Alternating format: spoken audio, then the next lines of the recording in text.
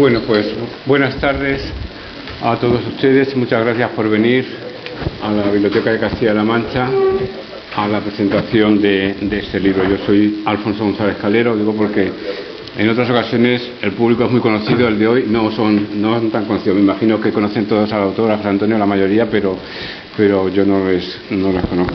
Yo soy el editor del libro, entonces vamos a hacer en la mesa el autor, José Antonio Acuña Bermejo, al que ya sí conocen la mayoría, y Andrés López Covarrubias, que es profesor y escritor y ha sido editor. Yo creo que a Andrés hay que agradecerle que durante muchos años ha mantenido aquí en Toledo una editorial, pero se llama así como su apellido, Editorial Covarrubias, donde publicó muchas cosas muy interesantes, muchas de ellas. Y bueno, el mundo editorial es complicado, los dos lo conocemos bien, es complicado vivir de ello, y ha tenido que... sí, perdón. Eso, yo siempre cuando estoy en esa parte se lo digo a las personas que están en la mesa, no se oye, y ahora era yo el primero que estaba cometiendo el mismo error, perdón. Entonces decía eso, que es complicado mantener una editorial en Toledo, bueno, en Toledo en general, en cualquier provincia, y él la tuvo durante bastantes años y tuvo que al final cerrarla, pero bueno, afortunadamente se sigue dedicando a la escritura, a escribir y a publicar sus propios libros, lo cual está muy bien. En este caso José Antonio tiene la virtud que es el que nos ha puesto en contacto Andrés, quiero decir, nos ha puesto en contacto a José Antonio y a mí, quiero decir que no nos conocíamos, y ha sido a través suya como hemos entrado en contacto pues hace unos cuantos meses, 4 meses aproximadamente, ¿no, José Antonio? Fue hace relativamente poco, cuando sí, no más de 4 meses, cuando empezamos a hablar de este libro. Él lo tenía ya muy, terminado, totalmente elaborado y terminado, y le apetecía publicarlo, y para nosotros pues es una satisfacción poderlo hacer. La nuestra, lo digo porque muchos no conocen, es una editorial dedicada a temas fundamentalmente de Castilla-La Mancha, en el ámbito regional, algunos de ámbito local, algunos de Toledo, algunos de Ciudad Real, algunos de Albacete, pero fundamentalmente del ámbito de Castilla-La Mancha, y por eso el libro encajaba plenamente en el espíritu, por decirlo así, editorial. Por otra parte, hay una coincidencia que a mí me parece curiosa, quiero resaltar, que este libro hace el número 100 de esta colección, no de la editorial. En la editorial debemos llevar cerca de 300, esperamos, de esta colección, que es la colección, digamos, principal, la más antigua, la más importante, hace el número 100, que es un número bastante redondo. La editorial comenzó en 1998, hace ahora 27 años, y bueno, ahí aguantamos el tipo como podemos. Aguantamos el tipo gracias a que hay autores, en este caso José Antonio, que investigan y que se preocupan de organizar los materiales, escribirlos, elaborarlos, cotejarlos, contrastarlos, para que luego puedan salir de esos materiales, de esas investigaciones, que significan muchas horas de archivo, muchas horas de documentación, muchas horas, digamos, que para los demás serían aburridas, de documentación y de investigación, y que luego se convierten en un libro. Yo creo que yo no voy a hablar del libro, eso lo va a hacer Andrés López Covarrubias. Lo que sí quiero resaltar de él es que es un libro con vocación de ser fácilmente asimilado y fácilmente conocido. No es un libro para especialistas. El tema del Holocausto, el tema de los campos de concentración, el tema de la barbarie nazi, el tema de la Segunda Guerra Mundial, han dado lugar a miles, no digo miles sin exagerar, miles y miles de libros, y muchos de esos libros son únicamente para especialistas que rebaten entre sí las tesis. El libro de José Antonio Acuña tiene la ventaja de que es un libro que puede leer cualquier persona que no haya leído nada previamente sobre el Holocausto, sobre la Segunda Guerra Mundial, aunque evidentemente el tema a todos nos suena, a todos nos resulta más o menos cercano. Algunas personas por razones familiares desgraciadamente muy cercano, y a otros simplemente nos despierta interés, ¿no? Entonces yo creo que es un libro importante. A mí estoy muy contento de haberlo publicado. Lo vamos a presentar, esta es la primera presentación aquí en Toledo, él lo va a presentar en algunos pueblos de la provincia. La semana que viene vamos a ir a Ciudad Real, que es mi pueblo, aunque yo vivo aquí en Toledo, bueno, en Málaga, pero vamos, me apetece presentarlo también en mi pueblo, y luego el día del libro lo vamos a presentar en Albacete, y probablemente surjan más presentaciones. O sea que nuestra idea es darlo a conocer y que mucha gente sepa de la existencia del libro. El libro tiene esa visión de divulgación, de dar a conocer un fenómeno que es conocido en general de una manera superficial por muchos de nosotros, pero no de una manera seria y sistemática, y luego pues tiene el otro gran objetivo, que es recuperar la memoria de las personas que o bien murieron o bien estuvieron presas en condiciones realmente inhumanas y absolutamente lamentables en esos campos de concentración, en ese periodo, un periodo muy breve, pero desgraciadamente muy cruel en coste de vidas humanas. Entonces, reparar de alguna manera la memoria de esas personas, ¿no? Su dignidad. Esas dos son las grandes misiones del libro, y yo creo que José Antonio lo ha logrado plenamente con esta publicación que vamos a presentar hoy, y de la que yo como editor pues me siento muy satisfecho. No les entretengo más, paso la palabra a Andrés López Covarrubias, que conoce bien el autor y el tema y nos hablará un poquito más de cuando tú quieras, Andrés. Gracias, Alfonso. No sé si esto está conectado, ¿se me oye? Sí, vale. Bueno, pues nada, muy buenas tardes y muchas gracias ante todo, bueno, pues a todo el público asistente. Veo muchas caras amigas y conocidas, que hacía tiempo además que no veía. Veo a Alfonso, que también hacía mucho tiempo que no veía. José Antonio lo he visto más recientemente, pero tampoco demasiado. Y quiero agradecerles a los dos buenos amigos pues que me hayan invitado y que hayan contado conmigo para estar aquí. Yo cuando me lo planteó José Antonio le dije que no sé si era la persona más indicada, pero bueno, él insistió, y bueno, yo creo que insistió por dos motivos que bueno, voy a contar porque además él lo menciona aquí al principio, lo menciona en la introducción. Y yo conocí a José Antonio hace 18 años aproximadamente, 17 y 18 años, en el Instituto de Gálvez. Los dos somos profesores, y cuando yo llegué allí, destinado allí al Instituto de Gálvez, pues José Antonio era el director, y bueno, pues allí nos conocimos, coincidimos varios años, con lo cual, pues bueno, igual como ha dicho Alfonso, yo en aquel momento pues tenía una pequeña editorial y también publicaba tema toledano, y conté con José Antonio para un pequeño librito que publicamos del Reino Visigodo y tal. Y luego con el tiempo pues sacamos alguna cosa más sobre los pueblos de la comarca del IES Montes de Toledo, que es el Instituto de Gálvez. En fin, bien, yo como ya escribía también, algunos de los libros que publicaba pues los escribía yo sobre tema toledano, y entonces pues en un momento dado pues me interesó este tema y quise escribir sobre ello, no sobre los castellanos manchegos, sino sobre los toledanos en los campos de concentración, sobre todo en Mauthausen, que fue donde estuvo la gran mayoría de ellos, ¿no?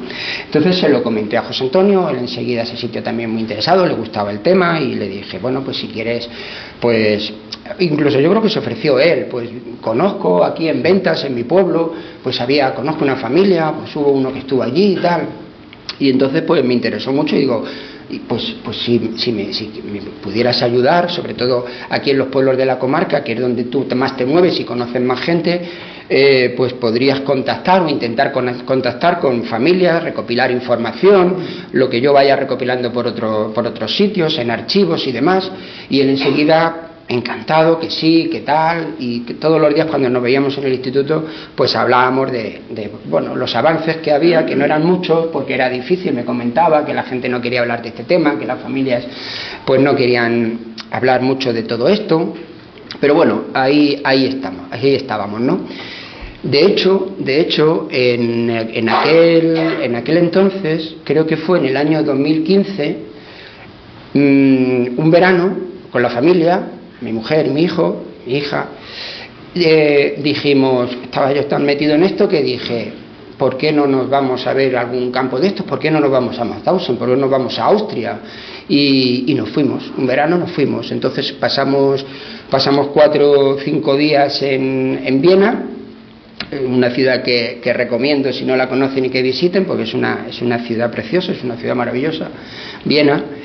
Y un día, que era el día, solo un día, era el día que teníamos destinado a visitar Mauthausen, pues cogimos un tren en Viena. Es un viaje en tren de casi 3 horas, el tren no va muy rápido y paraba en bastantes sitios, pero merecía la pena. En el tren no iba casi nadie, los paisajes son espectaculares. Entonces pues fuimos muy a gusto en ese tren, en ese viaje. Llegamos allí al pueblo de Mauthausen, cogimos un taxi y nos subió hasta el campo, ¿no? Bueno, pues es otra visita que recomiendo hacer.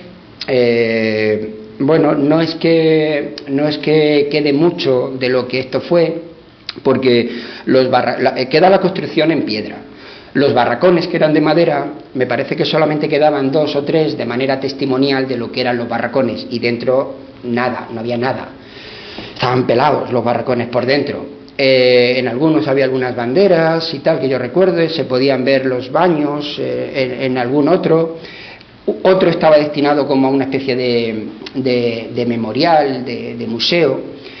Entonces, pues bueno, no se veía.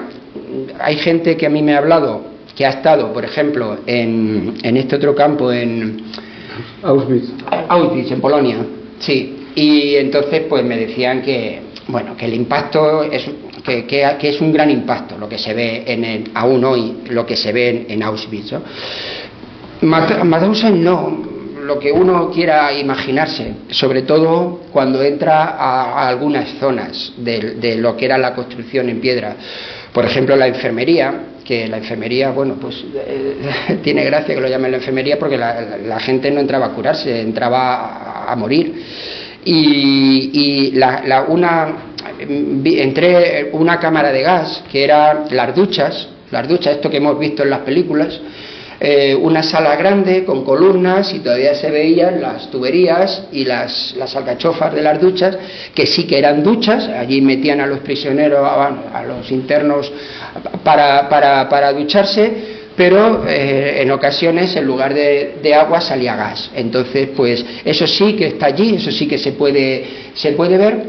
Y también se veía en otra sala, se veían un par de hornos crematorios. Uno de ellos, yo hice varias fotos allí, le dije a José Antonio que, bueno, que le dejaba las fotos que él quisiera, de las que yo hice allí, que son las instalaciones que hoy quedan allí. Él ha cogido un par de fotografías y, bueno, salen ahí en el libro. Y una de las fotografías, una es la entrada principal, visto desde fuera, y otra es el detalle de uno de los hornos crematorios, ¿no? Entonces, pues está en la fotografía, está en el libro. Bueno, pues eso es lo que vi allí, lo que vimos allí. Pasamos allí 3 o 4 horas, no mucho, porque el viaje desde Viena eran 3 horas y luego había que volver otras 3 horas. Había que limitarse, había que acoplarse a los horarios de los trenes, con lo cual una de las cosas que me hubiera gustado ver y no pudimos ver fuera lo de los famosos 200 no sé cuántos escalones, que era la cantera a donde los internos, los presos, los llevaban a trabajar en unas condiciones terribles, claro, a picar allí, a extraer piedra. Y hay también fotografías, se ven por aquí también fotografías, donde subían y bajaban por una escalera muy empinada, muy larga, que subían cargados con piedras, se caían, los empujaban. Bueno, la cantera estaba allí cerca, pero al final, por la hora y por el tiempo del que disponíamos, pues no pudimos ir a ver la cantera, no pudimos ir a ver la famosa escalera, que incluso esa escalera, hay una foto, no aparece en el libro, pero yo he visto esa foto por ahí, de Himmler,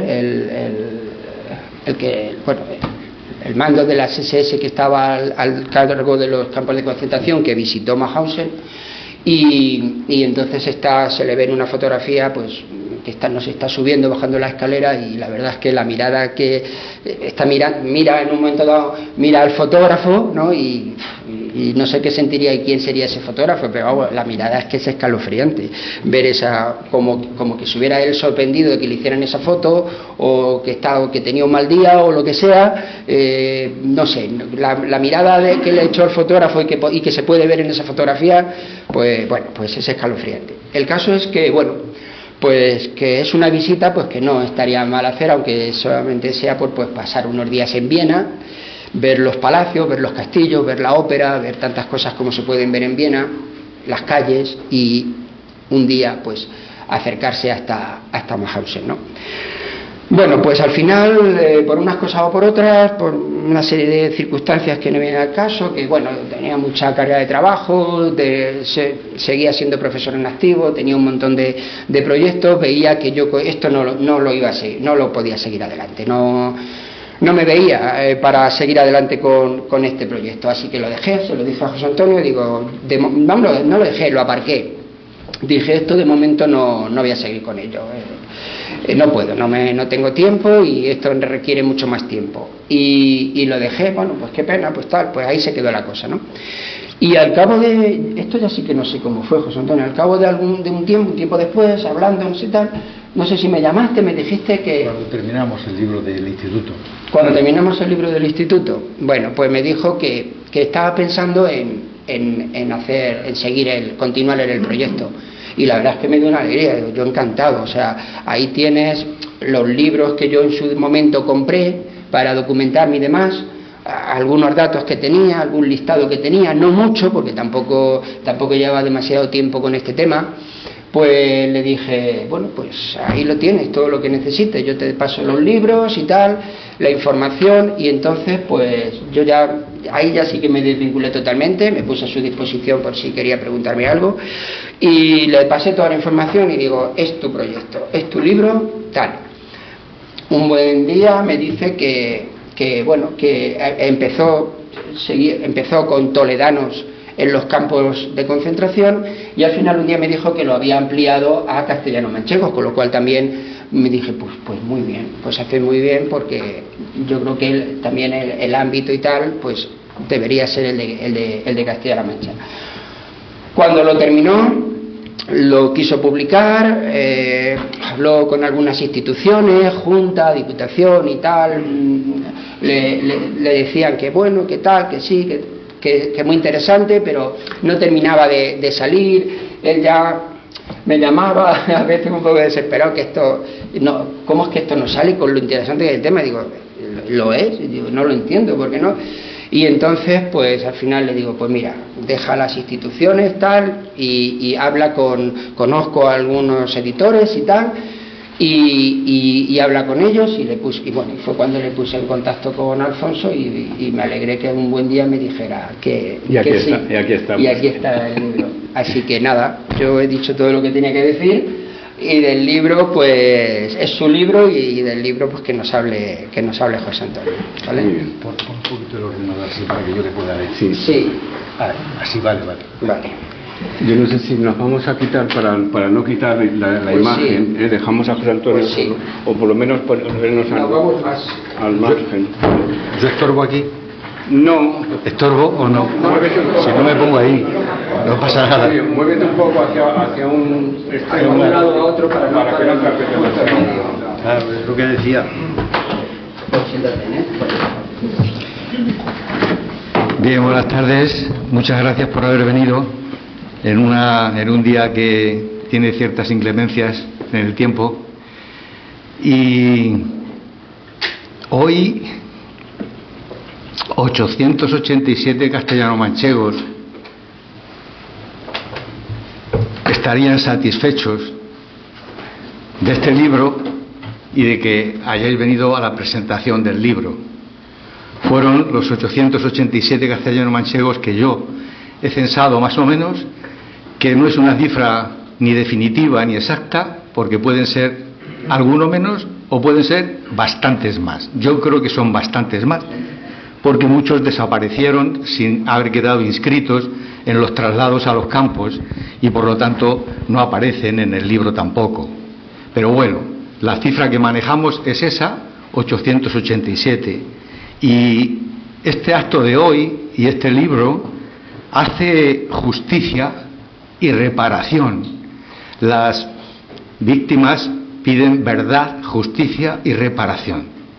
Pues bueno, verdad está también en el libro, la verdad de lo que ocurrió. La justicia es haber podido editar el libro para que se conozca lo que ocurrió, y la reparación es que cada uno de vosotros pueda leer ese libro, pueda difundirlo, pueda comunicárselo a sus amigos, a sus familiares, para que lo puedan leer. Porque mi interés fundamental es el mismo interés de los deportados, que ya no existe ninguno porque todos murieron, es que se conozca. Ellos dedicaron, los que se salvaron, dedicaron una parte de su vida a difundir lo que habían vivido en los campos, y lo hacían para que se conociera y para que la historia, como decimos tantas veces, no se repitiera. ellos iban por los institutos franceses, porque la mayoría se quedaron a vivir en Francia, y daban conferencias y charlas a los alumnos para que supieran lo que había ocurrido. Pues bien, yo he recogido modestamente su testigo para seguir difundiendo lo que ocurrió en el caso nuestro, en el ámbito de Castilla-La Mancha, pero que fue generalizado para todos los deportados de España. Así que estoy satisfecho y estoy contento por eso, porque he cumplido uno de los objetivos, o quizá el objetivo principal, que es ese, ¿no? Que los que no lo conozcan, y los que lo conozcáis o lo veáis ahora, lo podáis seguir difundiendo. Pero me gustaría que fueseis altavoces del mensaje, porque ellos se lo merecían. El libro está dividido en 5 grandes apartados. El primero es sobre el exilio en Francia, cuando termina la guerra civil en España, los republicanos, el ejército y mucha población civil, sobre todo de Cataluña, hombres, mujeres y niños, tienen que huir a Francia en una situación que era... No pasa, así. Sí, que era lamentable. La propaganda que algunas revistas y algunos periódicos franceses hacían sobre los exiliados españoles era terrible. Podéis ver esa imagen ahí que salió en un periódico francés, en el que es una imagen denigrante que pone a los españoles como si fueran asesinos, y de hecho muchos franceses así lo creían, de tal manera que la gente que huía en unas condiciones lamentables, niños, mujeres, ancianos, antes de llegar a la frontera, en los pasos hacia la frontera desde Barcelona y desde Gerona, eran ametrallados por la aviación alemana y la aviación italiana. Es indecente que ya no solo bombardear y ametrallar a un ejército que está en retirada, sino a población civil. O sea, lo que hoy vemos en Gaza, lo que hoy vemos en Kiev y en otros lugares en el mundo, eso ocurrió en España ya hace casi 100 años. Y hay mucha gente que lo desconoce, que no lo sabe, ¿no?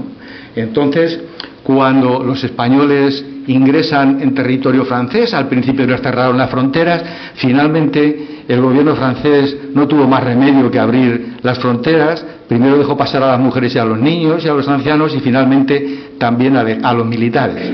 Y cuando pasaron la frontera los separó, mujeres, niños a un lado, los hombres a otro lado. Las mujeres y los niños fueron a campos en el centro de Francia, los hombres a campos situados en el sur de Francia. Ahí en ese mapa se ve los lugares donde estuvieron, principalmente muy cerca de la frontera. Los campos más numerosos en cuanto al número de deportados estaban cerca de la frontera española, concretamente Argelès-sur-Mer, Coyul, Barcarès, Saint-Cyprien. Esos eran los mayores campos que no eran nada. En realidad, lo que hizo el gobierno francés fue alambrar zonas de la playa y meter allá a los deportados. Allí no había letrinas, allí no había ningún tipo de instalación, la comida llegaba cuando llegaba, malamente, en malas circunstancias, en fin, muchas calamidades que pasaron los deportados. Los campos, que los propios franceses los llamaron así, campos de concentración, debían haber sido campos de refugiados, estaban rodeados, como os he dicho, por alambradas y vigilados normalmente por tropas argelinas y tropas senegalesas y tropas marroquíes. Francia tenía territorios en África y había soldados de esos territorios que estaban en territorio francés. Y el hacinamiento en los campos era tremendo, porque esos recintos, bueno, no se pueden llamar campos en realidad, esos recintos se habían construido para albergar 7.000, 10.000 personas, y en Argelès llegó a haber 70.000. Así que os podéis imaginar la situación en la que estaban. Sin agua potable, sin letrinas, tenían que hacer sus necesidades en hoyos que cavaban en la arena, en la playa, para protegerse del frío, del viento, de la arena que levantaba el viento. Tenían que cavar hoyos y taparse con las mantas, el que tenía mantas, o con lo que pudieran, para poder resguardarse. Estábamos en el mes de febrero y marzo de 1939, es decir, en pleno invierno. Ahí soplaba la tramontana, igual que en Cataluña, con lo cual el frío era tremendo en aquellos momentos. Y los franceses, cuando Alemania invade Polonia y Francia e Inglaterra declaran la guerra a Alemania, los combates no empezaron entonces, sino bastante después, pero ya estaban en guerra.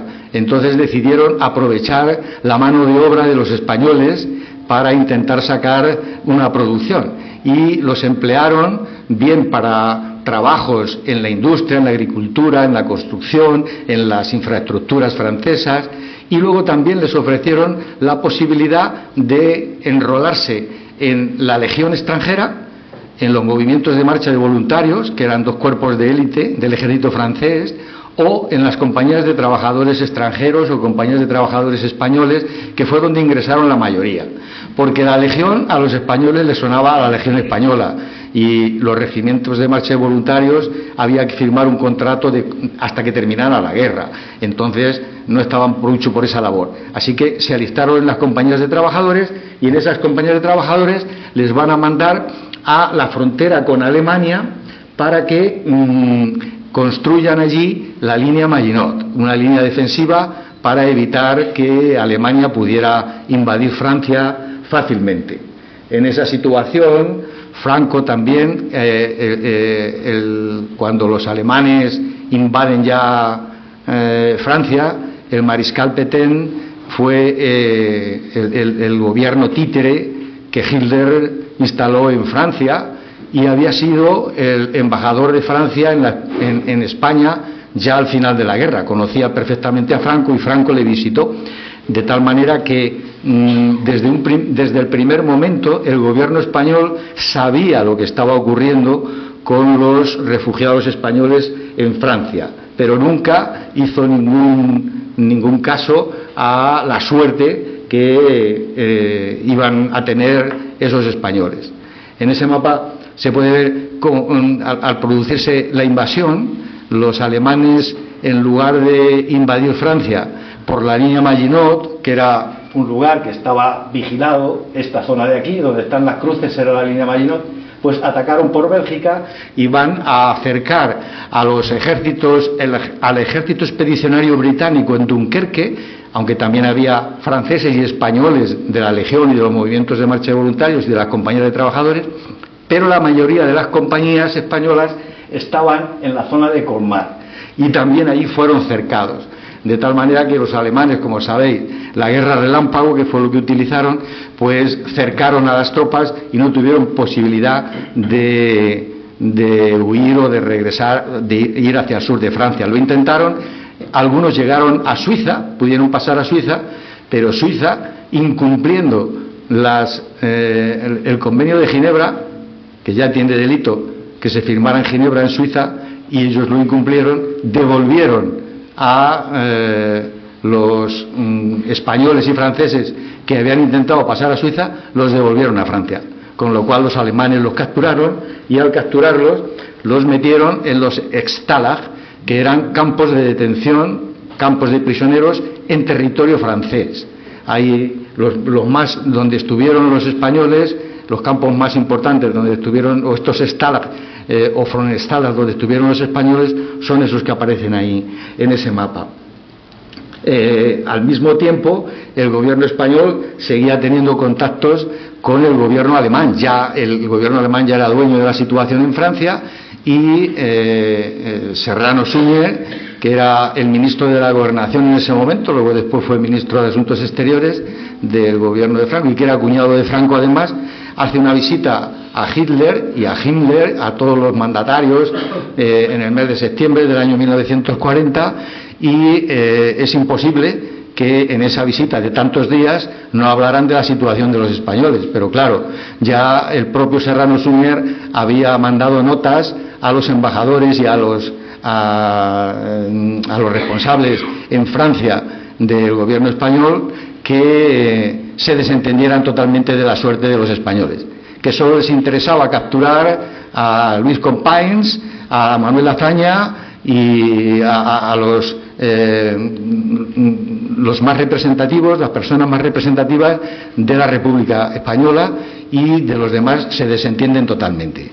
Con lo cual, cuando Serrano Suñer regresa a España, al día siguiente se publica en Alemania una orden del Führer en la cual todos los españoles que estaban en los Frontstalag van a ser seleccionados, apartados, pierden la condición de prisioneros de guerra, que como prisioneros de guerra tienen unos derechos y unas prerrogativas, los pierden y los van a trasladar a Alemania, a los Stalag, que eran centros de detención provisionales, y desde allí los mandarían a los campos de concentración. Hay una persona, al estar en Toledo, que tenía que mencionar, y es que, bueno, cuando Himmler hizo una visita a España en el año 41, vino a Toledo, fue recibido, ahí aparece en La Vega, es recibido por Serrano Suñer, el general Moscardó, y ese es Himmler. Y también, luego después, el conde de Mayalde, que quizá os suene, fue alcalde de Madrid muchos años y tenía una finca aquí en la provincia de Toledo, el Castañar, pues era el director general de seguridad del gobierno franquista, con lo cual estaba en contacto con la Gestapo y de hecho firmó convenios con la Gestapo para capturar a españoles en Francia. Además le entregó una lista de 30.000 judíos españoles a los alemanes. Bueno, pues el conde de Mayalde, como digo, esa fotografía no es en Toledo, es en San Sebastián, pero también fue de los que recibió a Himmler en España. Incluso pues estuvo en una corrida de toros que hicieron en su honor a Himmler, en el que actuó otra persona que también tiene bastante vinculación con Toledo, que es Marcial Lalanda. Ahí aparece el torero Marcial Lalanda, que era primo hermano de Pablo Lalanda, que torearon juntos muchas veces, y que era de Ventas con Peña Aguilera, de mi pueblo. Marcial no, Marcial era madrileño, pero tenía mucha vinculación con Toledo. De hecho, toreó muchas tardes en Toledo. Es cierto que a Marcial Lalanda le obligaron a torear ese día. Y cosa curiosísima, Himmler, que fue uno de los responsables de la muerte de millones de personas, le dio mucha pena de los toros. No le gustaron los toros. Y de hecho hizo algunas leyes para la protección de los animales. Mientras estaba asesinando a millones de personas en los campos de concentración, estaba protegiendo a los animales. Cosas de la vida. Bueno, hay quien dice que el gobierno español no sabía nada de lo que estaba ocurriendo. No es cierto. Hay documentos, no solo son testimonios, no solo son opiniones. La historia se basa en testimonios, pero también en documentos. Hay muchos documentos, ahí he puesto uno, en el cual se hace alusión a los 2.000 españoles que estaban en Angulema, y se insta al gobierno español a hacerse cargo de esos 2.000 españoles. Y no solo de esos 2.000, sino dice textualmente de otros 100.000 rojos españoles, esas son las palabras que emplea, que se encuentran en los campos de concentración franceses. El gobierno español no contestó, el Ministerio de Asuntos Exteriores alemán vuelve a enviar otra nota verbal al gobierno español, sigue sin contestar, una tercera nota, sigue sin contestar, y entonces los alemanes hicieron lo que les pareció oportuno con los españoles. ¿Y qué fue lo que les pareció oportuno?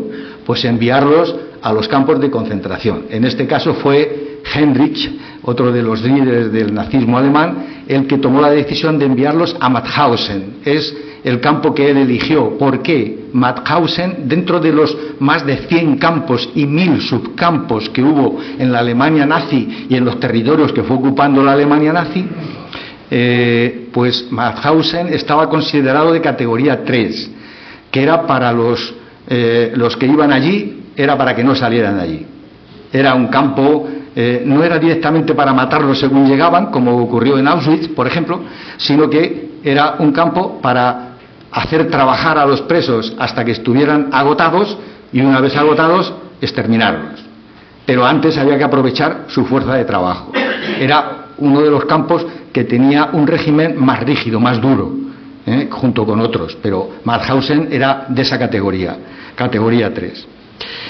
Así que, bueno, ya entramos en la segunda parte del libro, los traslados desde los estalas a los campos fueron terribles, tremendos.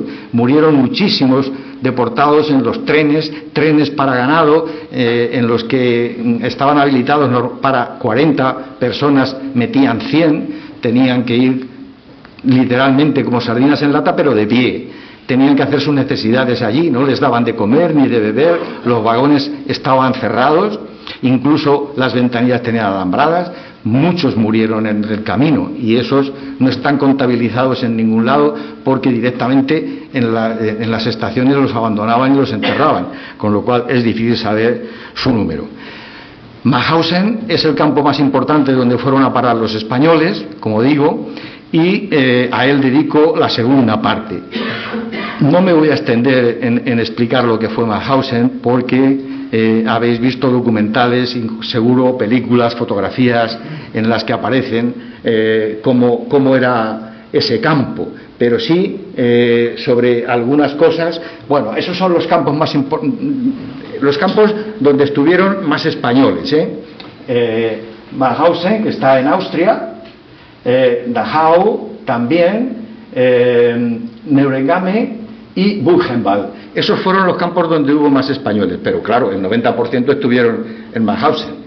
Pero también hubo algunos en otros campos, como Flossenbürg, en Dora, en Sachsenhausen. Por ejemplo, pues estuvo el que fue presidente del gobierno de la Segunda República, Francisco Largo Caballero, estuvo durante 2 años en Sachsenhausen.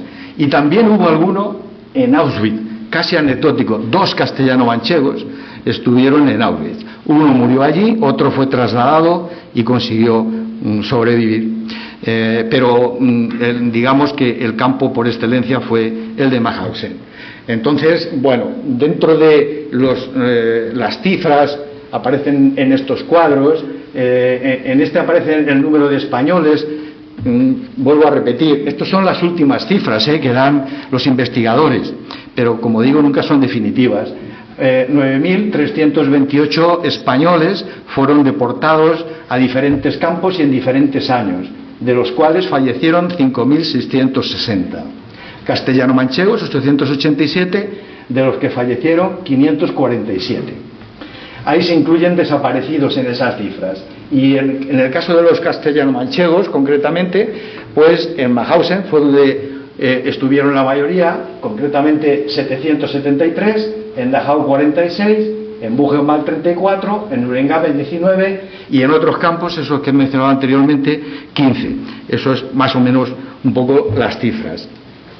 Mauthausen estaba al lado del río Danubio, en una colina cerca del pueblo de Mauthausen. Ahí en esa fotografía que hizo el ejército alemán, cuando se produce la liberación del campo, aparece el campo, se ven los barracones en la fotografía aérea, perfectamente, el río Danubio, y este es el pueblo de Mauthausen. Y aquí era donde estaba la famosa cantera, esta era la cantera. Y todo esto también era el campo ruso. En fin, había diferentes secciones porque Mauthausen no siempre fue igual. Al principio era un campo más pequeño y fue creciendo con el tiempo. Hubo campo 1, campo 2, campo 3, el campo ruso, el campo de tiendas para los judíos en la época final. En fin, el campo fue aumentando poco a poco el número de reclusos que tenía. Ahí, por ejemplo, en ese gráfico se ve perfectamente que en el año 39, 40 y 41 había pocos deportados en Mauthausen. Concretamente, por ejemplo, en el 41 aproximadamente había 16 o 17.000 deportados. El aumento mayor se produce en el último año de la guerra. ¿Por qué? Pues porque llegan de otros campos. Cuando el ejército soviético iba liberando campos como Treblinka o Auschwitz o Sachsenhausen, los iban trasladando a la retaguardia, a otros campos, y el que estaba más lejos era el de Mauthausen, estaba en Austria, Por lo tanto, los enviaron allí y por eso la población creció mucho. Este es un dato interesante, este del gráfico quiero hacer hincapié, porque en el año 40 y 41 la mitad de los españoles llegaron a Mauthausen en el 40 y en el 41, en diferentes transportes, de diferentes estalas, en diferentes oleadas, pero fundamentalmente en el año 40 y en el año 41. Entonces, en esos años los españoles eran mayoría, prácticamente la mitad de los internos del campo eran españoles, de tal manera que el campo terminó llamando, todo el mundo lo llamaba y hoy se conoce así como el campo de los españoles. ¿Por qué? Pues porque en ese momento eran mayoría los españoles, pero no solo por esa razón, sino hay otras razones que yo explico en el libro, y es porque también en ese campo los españoles fueron la nacionalidad más destacada en el sentido de organización, de la práctica de la solidaridad entre los presos españoles. Al principio allí, según entraban, estaban todos atolondrados y, como podéis imaginar, había poca organización, pero finalmente terminaron organizándose. Cuando llegaban, pues llegaban en situaciones como esa. Esos son presos españoles que llegan a Mauthausen y fijaos la pinta que tienen ya los pobres. Ahí todavía pesaban 70 kilos. 3 meses después pesaban 35, con lo cual su estado empeoró notablemente. Pero, como digo, con el paso del tiempo los españoles se van a ir organizando, y se van a ir organizando para evitar los trabajos más duros del campo, por ejemplo, el de la cantera. Ahí aparece la famosa cantera, 186 escalones, que construyeron también los españoles. Al principio tenía 140 escalones la escalera, después se hizo de 186 escalones irregulares, más anchos en un lado que en otro, a veces también con diferentes alturas, y como veis ahí, en formación de 5, tenían que subir las piedras desde el fondo de la cantera. Imaginaos, después de estar trabajando 10 horas en una cantera, aquí hay gente de mi pueblo y saben lo que es una cantera, porque Ventas es un pueblo de canteros, lo ha sido siempre. Entonces, trabajar en una cantera, en un hoyo que tenía 60 metros de profundidad, lo mismo en invierno que en verano, me da igual.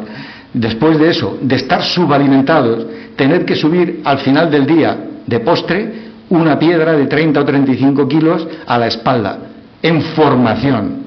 Y el que se caía de la formación iba al barranco o le remataban los SS. Esa era la situación. Entonces, la escalera es un símbolo de Mauthausen por esa razón, ¿no? Por el maltrato y porque era el lugar más peligroso. Los españoles veteranos, a los que llegaban nuevos, les decían siempre que procuraran huir de la cantera. Cualquier cosa era mejor que la cantera. Entonces muchos, por ejemplo, se unieron o procuraron entrar en los comandos de la albañilería. Y muchos españoles, como habían estado en las compañías de trabajadores extranjeros en Francia, construyendo trincheras, construyendo búnkeres, construyendo casamatas, defensas en la frontera de la línea Maginot, en la frontera de Alemania, pues entonces sabían manejar el cemento y sabían algo de albañilería. Entonces se apuntaron al comando o a los comandos de la construcción. Y por eso también a Mauthausen se conoce con el nombre del campo de los españoles, porque lo construyeron los españoles. Cuando llegaron los españoles estaban los barracones, que eran de madera, y la portada, pero todo el campo estaba por hacer, alambradas.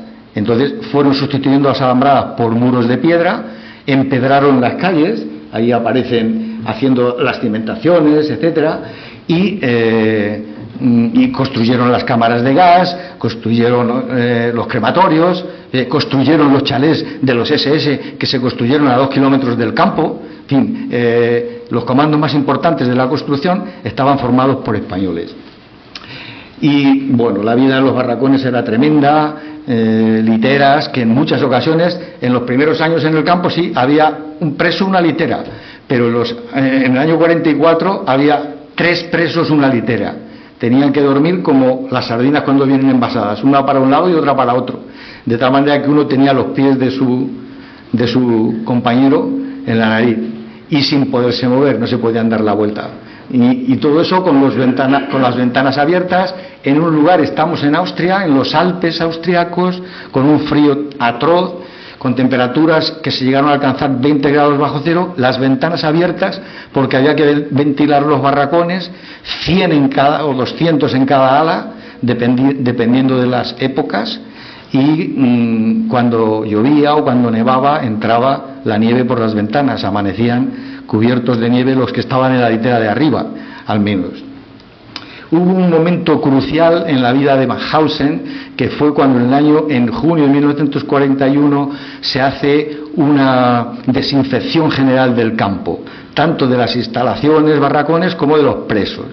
Los van a sacar de madrugada a las 4 o las 5 de la mañana, desnudos totalmente. Ahí en esa fotografía se les ve desnudos a la mayoría, mientras desinfectan los barracones. Allí los tuvieron esa madrugada, todo el día. Por la noche muchísimo frío, porque aunque era junio, en los Alpes hace frío por la noche. Por la mañana mucho calor, durante el día mucho calor, porque ya estábamos en junio. Ese contraste de temperaturas hizo que cuando los presos volvieron a los barracones, 65 quedaron muertos ahí en el patio de los garajes, que es donde está hecha esa fotografía. Pero el meter a todos los presos ahí juntos era la primera vez que los españoles podían estar juntos, porque hasta entonces uno estaba en el barracón 11, otro en el 12, en el 13, otro en el 24, o varios en cada barracón, claro, pero no estaban todos juntos, y ahí se pudieron juntar. Y entonces tomaron una decisión: tenemos que hacer lo posible por salvarnos, para dar testimonio de lo que aquí ocurre, y para eso no hay otro sistema que organizarse. Y entonces los españoles va a ser el primer grupo nacional que crea un comité para la defensa de los españoles. Y no solo para la defensa, no es que se defendieran con agresiones, no, sino para intentar, por ejemplo, ocupar puestos de responsabilidad en el campo, en las oficinas, en las cocinas, en los talleres, donde era mucho más fácil sobrevivir. Y de esa manera intentar huir de la cantera y de los trabajos más duros y más peligrosos. Poco a poco los españoles se fueron haciendo compuestos, porque el subcomandante del campo, que se llama Mayer, era un hombre cruel, terriblemente cruel. Entre otras cosas, azuzaba el perro que tenía a los presos y los despedazaba en muchas ocasiones, pero con los españoles siempre tuvo deferencias. ¿Y tuvo deferencias por qué? Porque se dio cuenta de que los españoles trabajaban, sabían trabajar, y eso le interesaba que produjeran, no porque fueran españoles, sino porque producían. Entonces eso permitió que los españoles fueran ocupando puestos importantes. Por ejemplo, uno de ellos, Juan de Diego, catalán, estuvo en la Secretaría del Campo, y estar en la Secretaría era fundamental, porque era el encargado de hacer las listas, de recibir los informes, de hacer los escritos, se enteraba de todo lo que ocurría en el campo. Si iba a haber envíos a Gusen, advertía a los españoles: mañana o tal día va a haber un envío a Gusen, procurad estar alerta, no vayáis para allá. En fin, situaciones de esas, y también de conseguir que los españoles fueran a la cocina, a la zapatería, a la carpintería, a la lavandería, al comando de desinfección, a los comandos, digamos, más cómodos, y que no solo permitía una mayor supervivencia, sino que permitía aportar a la solidaridad entre los españoles. Pongo algún ejemplo. Los que estaban en el comando de desinfección eran los que recibían a los presos que llegaban al campo. Los que llegaban al campo, ya hemos visto cómo llegaban, mal, pero algunos llevaban un mendrugo de pan, por ejemplo. Pues cuando hacían la desinfección los dejaban desnudos y les quitaban todo. Pues esos cogían el mendrugo de pan y se lo guardaban si podían, que no siempre se podía. Digo, el mendrugo de pan o cualquier otra cosa. Los que estaban en el comando de la lavandería, pues procuraban conseguir ropa para los españoles que la tenían deteriorada. Los que estaban en el comando de la zapatería hacían sandalias para que pudieran caminar sobre la nieve, sobre el hielo, y estuvieran más protegidos. Y los que estaban en el comando de la confección, los sastres, pues hacían y conseguían coser calzoncillos, que esto puede parecer una tontería, pero no lo es, porque cuando tenían disentería, diarrea, si los capos los controlaban, los mandaban a Gusen. Entonces, ¿cómo lo sabían? Pues por las manchas en la ropa. Entonces lo que hacían es que les proporcionaban ropa interior limpia, para que no supieran los capos que tenían disentería y así poder que no fueran seleccionados para Gusen o mandarles a la enfermería, porque el que iba a la enfermería, como decía Andrés, era su sentencia de muerte, porque en la enfermería no solo no se curaba, sino que se les asesinaba directamente con experimentos médicos. Concretamente había un médico, Heinz, al que los españoles apodaban el banderillero, que inyectaba, después de hacer experimentos con los presos, les inyectaba gasolina en el corazón y morían inmediatamente. Alguno consiguió salvarse a pesar de la inyección. Hacía experimentos de todo tipo. Bueno, no me quiero entretener en eso porque si no lo vamos a seguir. Mauthausen tenía aproximadamente, a lo largo de toda la guerra, tuvo casi 100 campos, 94, 95 subcampos. Casi todos ellos estaban en Austria, alguno en Alemania, pero la mayoría en Austria. Esos que están ahí son donde estuvieron los españoles, donde estuvieron la mayoría de los españoles. No en todos hubo españoles, pero sí en varios, en esos sobre todo fue donde más españoles hubo. Y de esos subcampos el más importante fue Gusen. Gusen llegó a ser más grande que Mauthausen, llegó a tener más presos que Mauthausen, porque allí había 3 canteras. En Mauthausen había una, en Gusen había 3.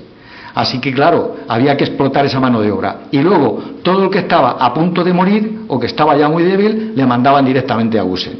Así que los españoles lo llamaban el matadero de Mauthausen.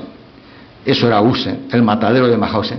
Algunos al principio, cuando los primeros traslados a Gusen, algunos salieron voluntarios, porque pensaban que nada podía ser peor que Mauthausen. Qué equivocados estaban. Gusen era mucho peor que Mauthausen. Pero ya no podían escapar. Cuando se enteraron de lo que allí ocurría, ya no salía ningún voluntario, como os podéis imaginar. Pero algunos al principio, y de hecho la mayoría, el 90% de los españoles murieron en Gusen, no murieron en Mauthausen, murieron en Gusen. Ese es el campo. Como veis, las instalaciones eran tremendas, eran grandísimas. La cantidad de barracones que allí había era enorme. Había, además en el capítulo 4 del libro, o en el capítulo 3, hablo de otros campos. El 2 está dedicado enteramente a Mauthausen y los subcampos, el 3 a otros campos, como por ejemplo ocurrió el campo de Dachau. Entre otros estuvo allí Jorge Semprún, que llegó a ser ministro de Cultura en España después, y también hubo bastantes españoles. Los españoles que fueron a Dachau, a Neuengamme o a Buchenwald fueron no los que cogieron presos en la primera, cuando Alemania invade Francia, que esos fueron a parar a Mauthausen todos, pero los que lucharon en la resistencia en Francia, ya sabéis que muchos españoles lucharon en la resistencia, la famosa la compañía número 9, que liberó París, con el general Leclerc, eran españoles, y otros muchos no estaban enrolados en el ejército, pero lucharon en la resistencia. Hay un español, no es castellano-manchego, pero bueno, es español, y que liberó 8 departamentos franceses del yugo nazi. 8 departamentos, 8 provincias. Está enterrado en el Panteón de Hombres Ilustres de Francia, junto a Napoleón y otros héroes franceses. Un español mereció ese honor por parte de los franceses. Bueno, otro de los campos fue el campo de Neuengamme, que hay una anécdota que os relato bien en el libro y tal, pero bueno, al final del conflicto, Hitler dio orden de que todos los presos fueran asesinados y toda la documentación fuese quemada. No quería que hubiera testigos ni que hubiera pruebas para condenar a nadie. Entonces, la mayoría de los jefes de los campos no cumplieron la orden, unos por miedo, otros porque les pareció una barbaridad, otros porque las tropas aliadas llegaron antes. Y entonces, pero algunos sí lo cumplieron. En el caso de Neuengamme, donde hubo algunos españoles, algunos castellano-manchegos, intentaron cumplirla. ¿Qué hicieron? Cogieron a 7.000 presos que quedaban en el campo y los metieron en 3 transatlánticos. El Arcona, que aparece ahí en la fotografía, era algo así como el Titanic, y lo que pensaban hacer con ellos era en el mar Báltico, que era donde estaba, Neuengamme estaba cerca de Hamburgo, en el Báltico, hundirlos en el mar Báltico cuando estuvieran llenos de los deportados. No les hizo falta porque los ingleses confundieron los barcos, claro, los confundieron porque sabían que eran barcos alemanes, pensaban que iba el ejército alemán en ellos, los torpedearon y se hundieron los barcos. De tal manera que al final murieron la mayoría. Algunos consiguieron sobrevivir a los incendios y al hundimiento, llegaron a las orillas y los SS los remataban en las orillas. Algunos tuvieron suerte de encontrarse con pescadores alemanes que en sus barcas les salvaron la vida. Mientras los SS los mataban, hubo pescadores alemanes que les salvaron la vida a algunos de ellos. Otro de los campos fue el campo de Buchenwald. Esa fotografía corresponde al campo de Buchenwald ya después de la liberación, donde aparecen los cadáveres ahí en un remolque de un tractor o de un camión. Y llega el momento de la liberación de los campos. Llega por casualidad, los aliados habían llegado primero, habían liberado Buchenwald, habían liberado Dachau, habían liberado Neuengamme o habían llegado a Neuengamme y quedaba Mauthausen. Mauthausen fue el último campo que se liberó el día 5 de mayo de 1945. El día 5 de mayo de este año se cumple el 80 aniversario de la liberación de Mauthausen. Por eso ese día se conmemora la liberación de los campos. Aunque en realidad fue el día 6. Ebensee, que fue uno de sus campos de Mauthausen, fue liberado el día 6. Y allí había muchos españoles en ese campo. Bueno, cuando el ejército americano llega por casualidad a Mauthausen, se encuentran con una pancarta que les recibe. Una pancarta que habían elaborado los españoles. Había muchas nacionalidades, 40 nacionalidades en ese momento en el campo. A los únicos que se les ocurrió hacer esto fue a los españoles. Habían robado unas sábanas días antes y uno que era pintor en los servicios pintó una pancarta en la que daba la bienvenida a las fuerzas liberadoras, con 3 banderas: la bandera de Estados Unidos, la bandera de la Unión Soviética y la bandera de Inglaterra en el centro. ¿Por qué las 3 banderas? Porque no sabían quién era el que iba a llegar allí. Entonces daban la bienvenida a los 3, al que llegase primero, porque los rusos estaban en Viena, cerca ya de Mauthausen, entonces no sabían quién iba a llegar. Fue el ejército del general Patton el que llegó primero, aunque Patton no se portó nada bien, porque demoró un poco la ayuda y la llegada, porque él ya sabía. Cuando se liberó Dachau, Bradley y Eisenhower y Patton estuvieron en Dachau. Sabían ya con toda seguridad, claro, lo que estaba ocurriendo, y no se dieron prisa en liberar Mauthausen. Patton no se dio prisa. Patton en cierto modo tenía cierta simpatía por las ideas nazis, así que no se dio demasiada prisa en liberar el campo. Cuando ya por fin liberan el campo, los españoles, nuevamente los españoles, y no es chauvinismo, fueron los que tiraron el águila nazi, ataron unas cuerdas y tiraron de las cuerdas para derribar el símbolo de lo que había sido el nazismo y el símbolo de la entrada principal del campo, que es esa que hay ahí, que aparece en el libro, otra fotografía de Andrés sin el águila, lógicamente. Y la gente. Y después de eso, los españoles se hicieron una fotografía en la puerta de Mauthausen con la pancarta todavía al fondo. Y en la pancarta, en la parte de arriba de la pancarta había una bandera republicana pintada, y en la bandera republicana debajo había 8 nombres. Uno de ellos era de un castellano manchego, que puso ahí su nombre el día de la liberación. Uno de los fotógrafos del campo, hubo 2 fotógrafos españoles que trabajaban en las dependencias de fotografía del campo, Antonio García y Francisco Boix, que era catalán, pues hicieron esta fotografía y hicieron otras muchas fotografías y consiguieron guardar los negativos y algunas fotografías las ocultaron. Otros españoles, ellos sacaban las fotografías y los otros las guardaban en el taller de carpintería, por ejemplo, y al final las sacaron del campo, un comando que trabajaba afuera, y se lo dieron a una señora austriaca, para que guardase esas fotografías o esos negativos.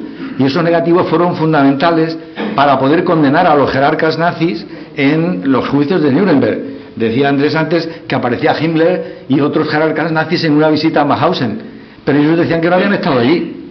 Y entonces, en el juicio, llamaron a Frances Boyce y le preguntaron: ¿usted conoce esta fotografía? Sí, esta fotografía la saqué yo del campo. ¿Quiénes son esos señores que aparecen ahí? Esos que están ahí sentados. Fulano, fulano y mengano. Entonces, era una prueba material de los que habían estado allí. Y por eso fueron condenados algunos, si no, no hubiesen sido condenados. Porque el doctor Heinz consiguió sobrevivir y murió con 90 y tantos años en Egipto. Y había pasado 2 veces por España. El gobierno español le protegió mientras los españoles estaban muriendo en Mauthausen. Después de la liberación, bueno, eso es una liberación en el campo de Dachau, en Ayak, dando la bienvenida a los liberadores. Y en esta otra fotografía aparece precisamente Frances Boyce. Francisco, ese es Frances Boyce. Y soldados que están mirando los cadáveres en Mauthausen concretamente. Pero también en Ebensee, ahí, fijaos en la situación en la que se encontraban los presos. Estos también son otra fotografía de deportados, de sobrevivientes en ese mismo campo. Y finalmente la alegría de poder volver, de poder regresar, pero que no fue inmediata. Los españoles, mientras que presos de otras nacionalidades volvieron rápidamente a sus países, los españoles no pudieron volver, porque no podían volver a España. Unos porque no podían, otros porque no querían tampoco. Algunos dijeron que mientras en España hubiera una dictadura, ellos no volverían a pisar suelo español. Entonces nadie les acogía. Y los americanos no entendían por qué los españoles no volvían a España, los soldados americanos. Finalmente, los franceses que habían estado en los campos con los españoles intervinieron frente al gobierno francés, al general de Gaulle, y fueron repatriados o fueron devueltos a Francia, no sin antes volver a sufrir nuevas humillaciones. Unos volvieron en avión, otros volvieron en camiones, como vemos ahí, y otros volvieron en tren. Concretamente uno de los trenes, es terrible, uno de los trenes tenía que pasar por Suiza. El tren solo pasaba por Suiza, no se iba a quedar en Suiza. Los suizos negaron la entrada al tren. El tren estuvo parado durante bastante tiempo en la frontera suiza porque los suizos no lo dejaban pasar. Al final el gobierno francés tuvo que negociar con el gobierno suizo y les permitieron pasar por Suiza con 2 condiciones. Había que poner candados en las puertas para que nadie pudiera salir de los trenes y tenían que ir vigilados por soldados franceses. ¿Os dais cuenta? Presos que hayan estado 5 años en Mauthausen, ahora el gobierno suizo los considera un peligro. Y repito, el gobierno suizo, no los suizos, porque cuando los mismos que organizaron este convoy, cuando pasaban por las ciudades suizas y paraban en las estaciones, no podían salir, claro, porque las puertas estaban cerradas, pero los suizos se acercaban a las ventanillas y les daban chocolate, pan y otros alimentos. Pero el gobierno suizo se lo negó. Sin embargo, abrazó los cuadros del Museo del Prado que llegaron y el oro que habían quitado los nazis a los judíos. Eso sí, era dinero. Así era el gobierno suizo. Y yo creo que sigue siendo, pero bueno.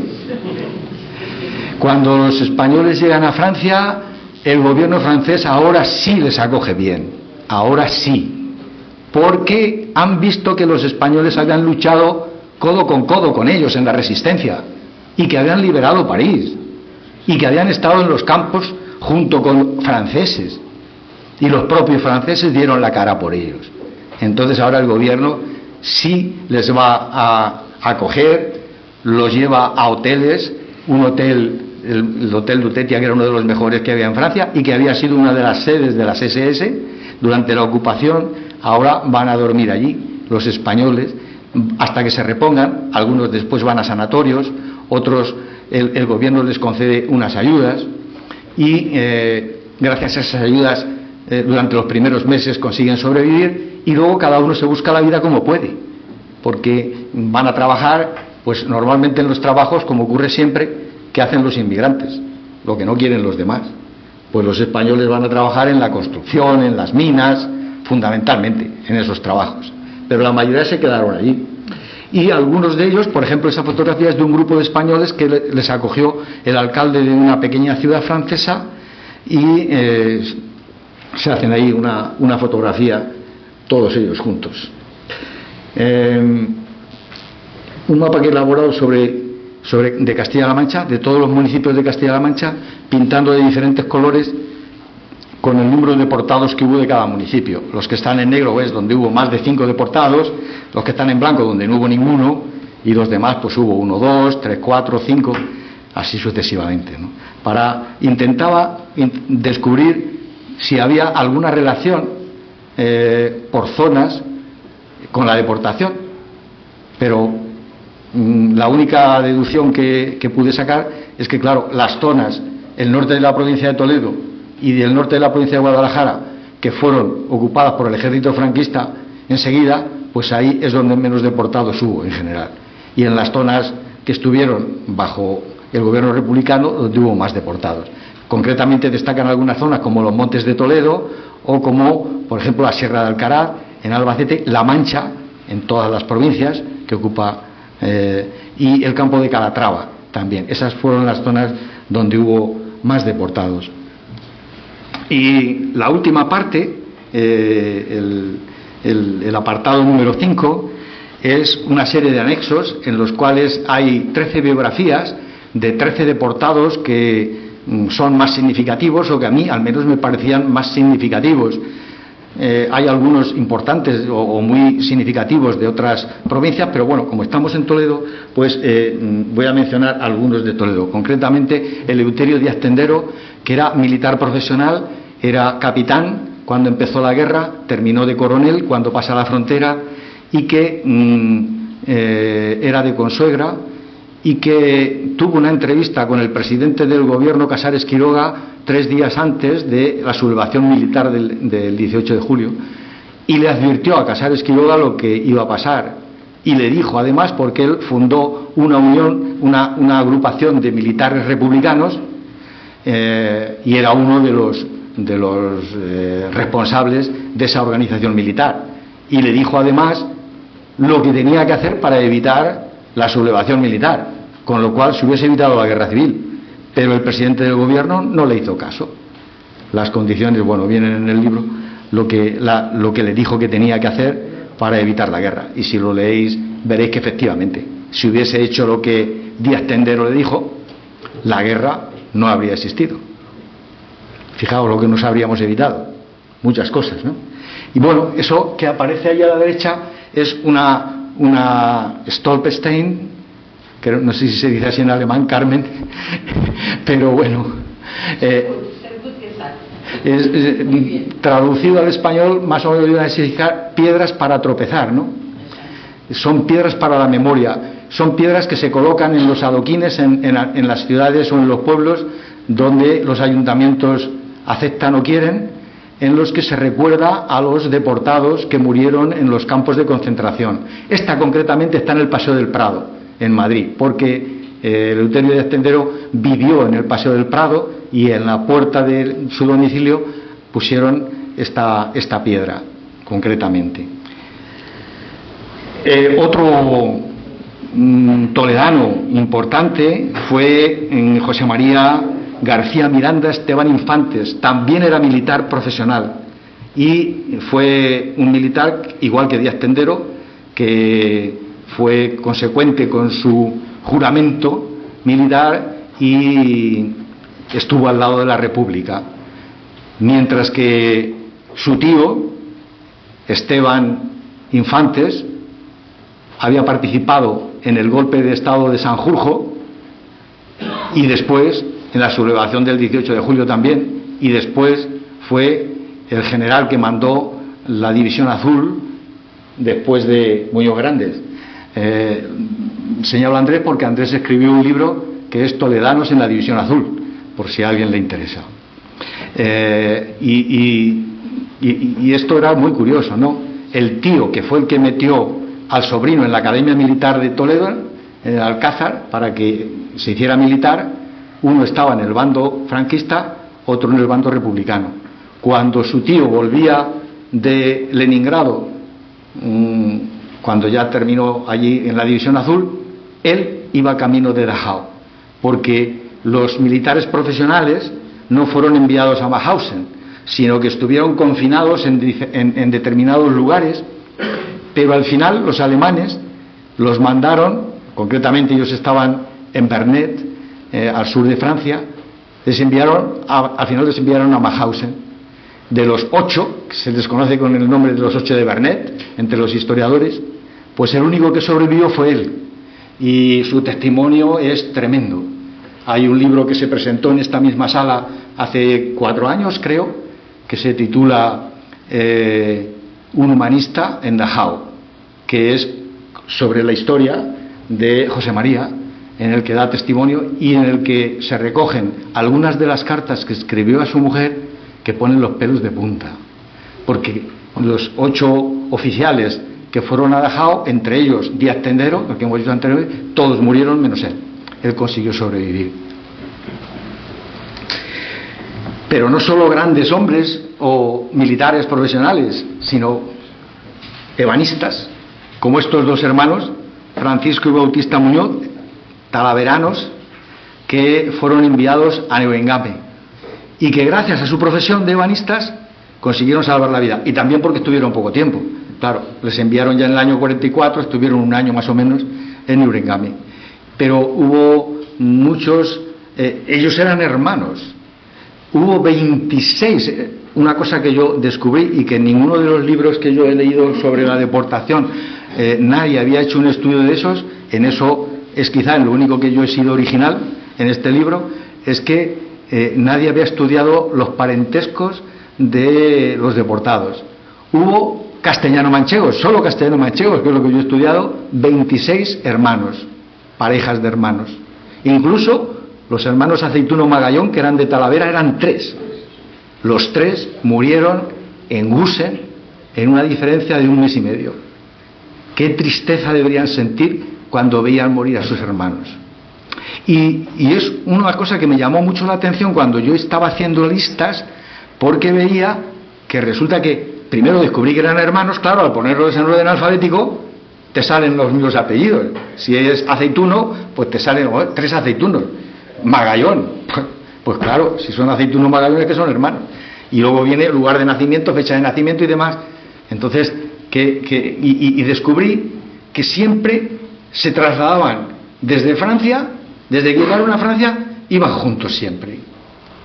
Juntos a los Forstalas, juntos a los Stalas, juntos llegan a Mauthausen, les dan números correlativos de presos, juntos van a Gusen y juntos no mueren, pero con una diferencia de 1 mes y medio en el caso de estos 3 hermanos. Estos 2 consiguieron librarse, los hermanos Bautista y Francisco Muñoz consiguieron librarse. Incluso llegó a haber, eran de conquenses, un padre y un hijo, que también estuvieron en Mauthausen. Y es duro. Decían algunos presos que lo peor que podía ocurrir es tener un familiar. ¿Por qué? Porque si tú tenías un hermano o un hijo y veías que los capos le pegaban, o los SS, pues ¿cómo te quedabas quieto? ¿Cómo te callabas? Si salías en su defensa, te pasaba lo mismo que a él. Entonces era tremendo, era muy duro tener familia, pero al mismo tiempo también era una bendición, porque tenía alguien en quien confiar, alguien que te podía ayudar en ocasiones, alguien con quien poder hablar, aunque siempre había con quien poder hablar, porque esa es otra de las cosas que los españoles hicieron también, y es que Bienvenido Maquedano, que escribió un libro que se titula El largo viaje de un triángulo azul, sobre su abuelo, que es ese señor con sombrero que aparece ahí. Ya le pedí permiso a él hace muchos años para poner esa fotografía en el libro. Era de Puente del Arzobispo, y en el libro él lo que hizo fue hacer el mismo viaje que hizo su abuelo, hasta que llegó a Mauthausen y Gusen. y describe un poco lo que él fue viendo y demás impresiones, cosas que sabía sobre su abuelo y demás. Y hay algo muy interesante, y es que hubo cuatro presos que eran de Puente del Arzobispo, y los 4 iban juntos, igual que los hermanos. Juntos fueron a Mauthausen, juntos fueron a Usen, y juntos, no juntos, pero también porque Hipólito murió en las alambradas de Usen porque no pudo aguantar ya la presión y el sufrimiento y se suicidó en las alambradas, tirándose a las alambradas cuando estaban electrificadas, que era por la noche. Otro de ellos murió en el castillo de Hartheim, que era teóricamente era un sanatorio, pero era una cámara de gas donde liquidaban a los presos que se encontraban en peor situación. Otro de ellos murió allí y los otros 2 en Gusen. Al final todos corrieron mala suerte. Pero hay otros muchísimos ejemplos.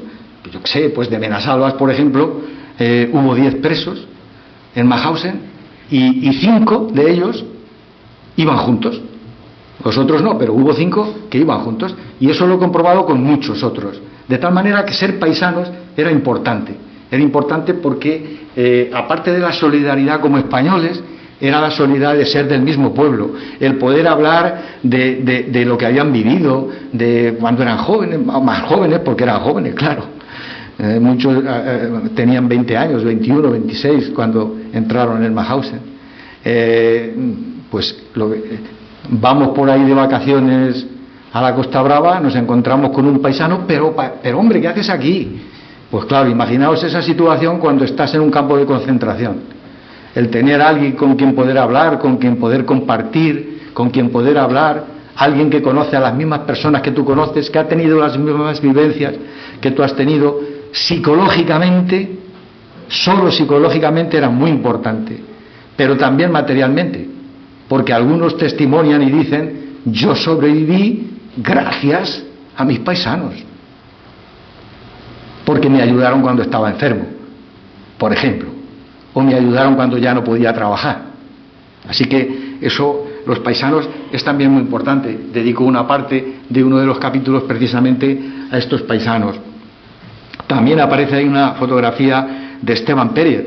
Yo le llamo en la biografía el abuelo de Mauthausen, porque murió con 104 años, después de haber luchado en la guerra civil, haber sobrevivido a los campos en Francia durante 1 año y 5 años en Mauthausen. Un hombre con un compromiso político tremendo. Fue uno de los encargados de organizar la defensa de Madrid durante la guerra. Y luego después en Mauthausen también fue uno de los cabecillas del grupo de españoles, de la organización de los españoles ahí en el campo. Bueno, aparece ahí con un montón de medallas que le otorgó el gobierno francés, no el gobierno español, claro, como podéis imaginar. Hay otros 2 castellano-manchegos: Félix Murcia, el que aparece a la izquierda, que formó parte, fue el secretario del Comando César, uno de los comandos de trabajo muy conflictivo y no conflictivo, porque era un comando que organizó un señor que se llamaba César, uno de los presos, que se llamaba César Orquín, que era valenciano, y que estuvo formado en diferentes momentos por 400 españoles, todos eran españoles, y que consiguió que de esos 400 solo murieran 7, la mayoría de los 7 por accidentes de trabajo o por alguna enfermedad, pero no asesinados. De tal manera que fue un comando, también en el libro pongo una lista de los miembros de ese comando.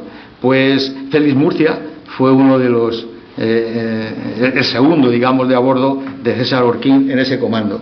Y también aparece Félix Llévenes, que era, se publicó el año pasado un libro también muy bonito que se titula La barbería de Mauthausen, que habla sobre los barberos, que eran un oficio importante en el campo y que tenían muchas prerrogativas. Este señor era de Villafranca de los Caballeros y consiguió sobrevivir gracias a que estuvo en la barbería, como otros españoles y concretamente castellano-manchegos. Hubo 4 de los 8 barberos que había, 4 eran castellano-manchegos y uno de ellos fue este señor, que, como digo, consiguió meter a otros en la barbería. Y no solamente, esto ya no era para afeitar a los presos o cortar el pelo a los presos, sino que ellos en esta barbería cortaban el pelo a los nazis, a los soldados y a los jerarcas nazis, de tal manera que cortaban el pelo y aceitaban al comandante. En el libro ese, Félix Murcia decía que cuando pasaba la navaja por el cuello del comandante, las ganas que les daban era rebanar. Pero claro, si hacía eso, la suerte que iba a tener él era, como os podéis imaginar, la misma que iba a dar al comandante.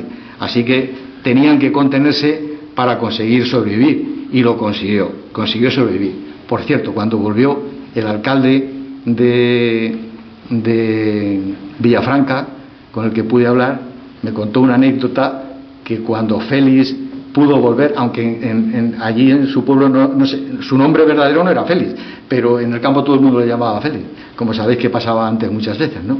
Entonces, cuando pudo volver a España, cuando ya se nacionalizó francés, cuando el gobierno francés le concedió la nacionalidad a los deportados, pues ya los refugiados españoles podían volver porque eran franceses. Ya el gobierno español no les podía hacer nada. Entonces, cuando él volvió, cuando salió de España muy jovencito, con 18 años, o de su pueblo, mejor dicho, pues tenía novia. Pero claro, los avatares de la vida. Él se casó en Francia con muchos otros españoles, unos con francesas, otros con sus novias españolas que se fueron a Francia y se casaron con ellos. Y entonces él se había casado en Francia, la novia que tenía en Villafranca también se casó, pero él cuando volvió a Villafranca quiso ver a su antigua novia y se entrevistaron en casa de una hermana de la novia que se llamaba Libertad, y allí pues rememorarían ese primer amor que, como sabéis, es importante para todo el mundo, ¿no? Pues consiguió cumplir un poco ese sueño también. Otros españoles, muchos de los españoles que murieron o que después murieron en Francia ya, porque muchos murieron en Francia, con Mauthausen, con la liberación de Mauthausen no terminó la muerte, porque muchos estaban enfermos con enfermedades crónicas y murieron pues a los meses o a los pocos años, y muchos de ellos fueron enterrados en el cementerio de Père Lachaise en París, que es el cementerio más famoso de París, y donde están allí enterradas las grandes personalidades, no solo de Francia, como Marcel Proust, por ejemplo, o Debussy, o pintores famosos franceses como David, o escritores como Miguel Ángel Asturias, sino también españoles muy conocidos, concretamente los dos últimos presidentes de la República, Juan Negrín y Francisco Lerdo Caballero, estuvieron enterrados, y Juan Negrín creo que todavía sigue allí, enterrados en este cementerio.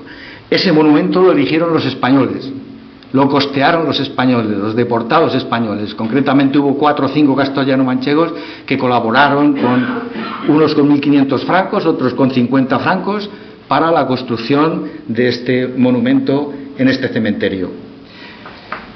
Tarde, mal y nunca, llegó el reconocimiento por fin en España, y al cumplirse los 60 años de la liberación de Mauthausen, José Luis Rodríguez Zapatero visitó el campo. Era la primera vez que un presidente del gobierno español visitaba el campo de Mauthausen.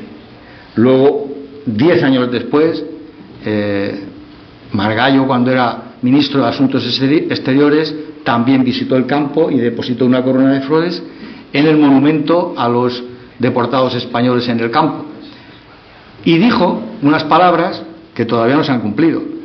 Voy a instar al Congreso de los Diputados a hacer un homenaje nacional a los deportados. Todavía no se ha producido ese homenaje.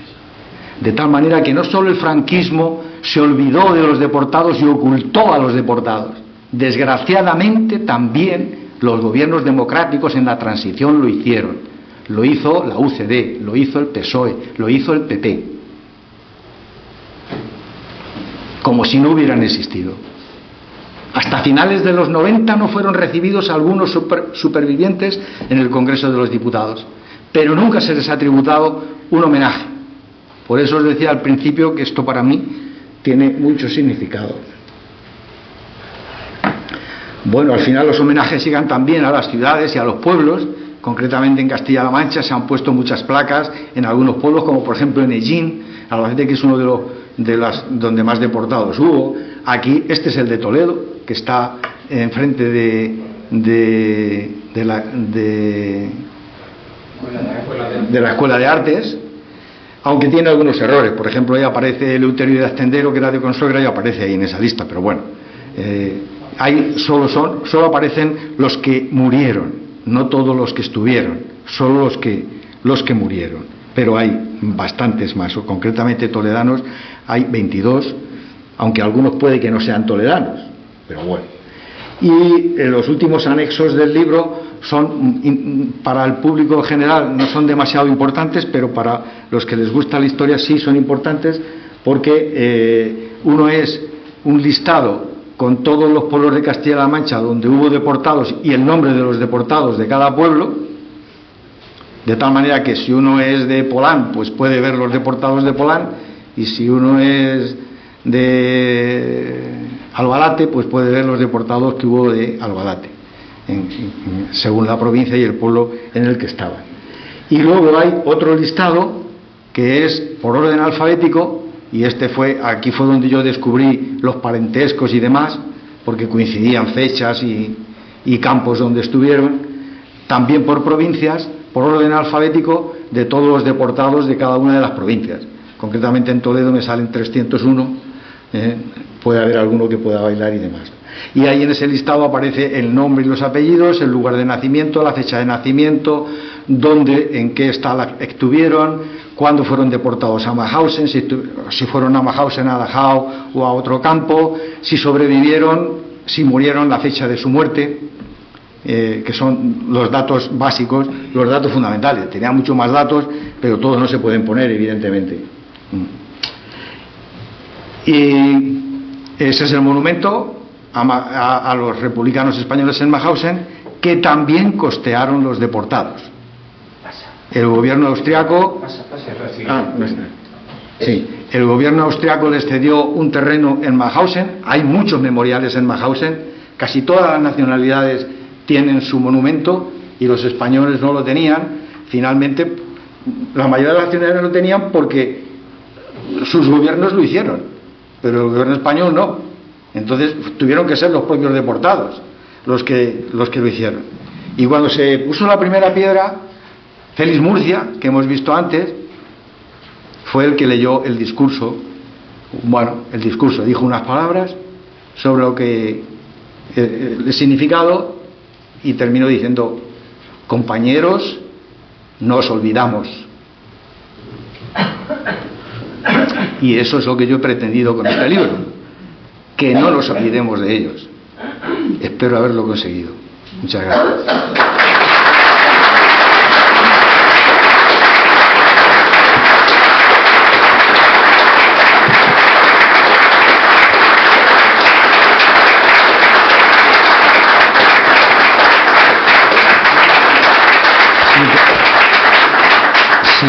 Si alguien quiere hacer una pregunta, estamos en familia porque conozco a casi todo el mundo. Si alguien quiere hacer alguna pregunta o decir algo, pues estamos a tiempo. Quiero hacer una votación de Camuñas, de los 4 que han salido hoy a un acuerdo a una hermana de Villano, una hermana con 110 años. 110 años. Hoy ha fallecido. Madre mía. Hay algunos artículos que se han publicado sobre los 4 de Camuñas. Concretamente, creo que en La Tribuna o en el diario.es, no recuerdo exactamente, pues porque hay una carta muy bonita que escribió uno de los deportados que sobrevivió, que escribe a una de las madres comunicándole que su hijo había fallecido cuando él ya estaba en Francia. Es muy bonita. Sí, yo te quería preguntar una cosa. ¿Puede ser, cuando has dicho padre e hijo, puede ser en Buendía, Olegario, Serrano, Calero? Pues ahora... Te lo digo porque yo tengo amistad con el hijo, era su padre y su abuelo. Sí. Y vienen ahí en el libro. Y era de Buendía, de Cuenca. Sí, sí, es posible que sea, no recuerdo ahora exactamente. El abuelo estuvo 3 años, solo en Mauthausen, y el padre estuvieron 3 años. El padre estuvo en varios. Sí, lo que sí recuerdo es que no nacieron los dos en el mismo pueblo. No, el padre era madrileño, creo. O sea, No. Los dos habían nacido en Cuenca, es que el padre era guardia civil. Creo, era guardia civil. Entonces, supongo que al ser guardia... como los guardias tenían movilidad, pues a lo mejor él nació en un sitio, pero luego estuvo destinado en otro y nació su hijo allí.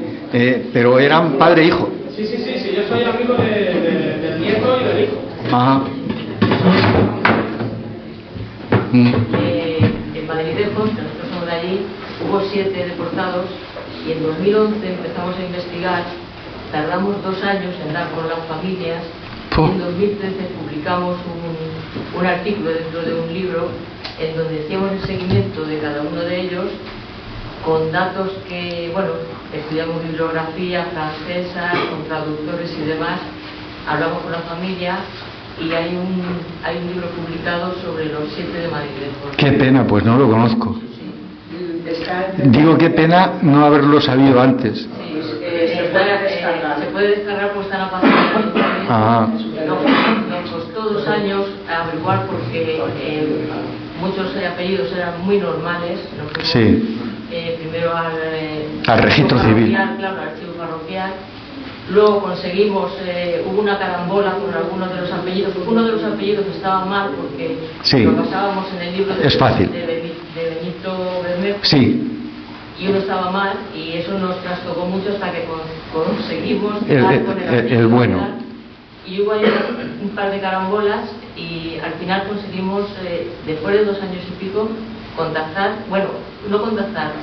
a toda la familia.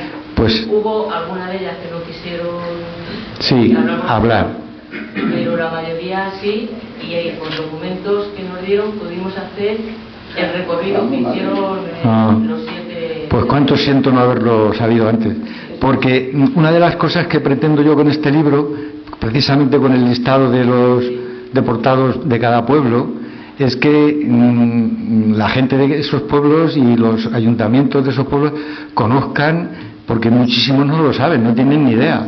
Entonces que sepan que hubo deportados y quiénes eran. Y también que otros investigadores puedan investigar como hicisteis vosotros en el caso de Madridejos, porque claro, yo no puedo ir a los 300 y pico pueblos que hubo deportados. Es imposible. Y intenté además contactar a veces con los registros civiles, imposible.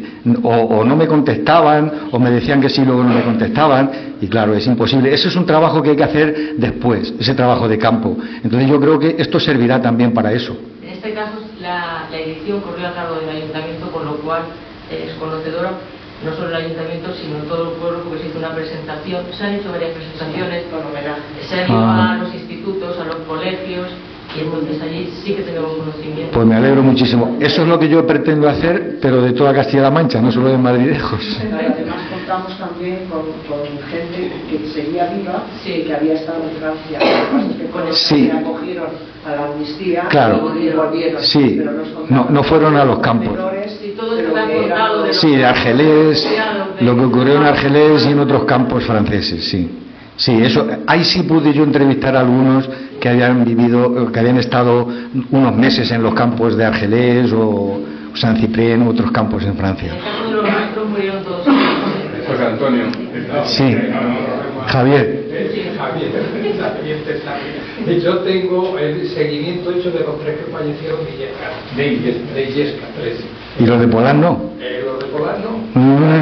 Como fui allí más, desde todo anduvieron pues la guerra civil hasta que terminaron en Busa. Y vive, tuvo ahora mismo un hijo de uno de ellos, pero la familia no quiso contar nada. O sea, yo intenté. Sí. Eso me ha ocurrido ya en otro caso. Sí, a veces pasa, sí. Que a veces que no quieren. Sí, sí, porque es que para muchas familias es muy duro decirle que su abuelo, su tío o su padre o lo que fuese pasó lo que pasó. O sea, es que prefieren ignorarlo. O sea, las penalidades que pasaron en los campos fueron tan tremendas que prefieren no saberlo. es comprensible también que eso ocurra. En Recas tenemos uno que se llama Vicente Gómez. No, Ramón Bargueño Gómez. Ramón Bargueño, de Recas. Sí, es muy compañero de Francisco Boix. Le llamaban mermelada en el campo, porque le pillaron robando comida y los SS le hicieron comerse una lata de 5 kilos de mermelada. No reventó de milagro, el pobrecito, pero logró sobrevivir. Sí. Salió con vida.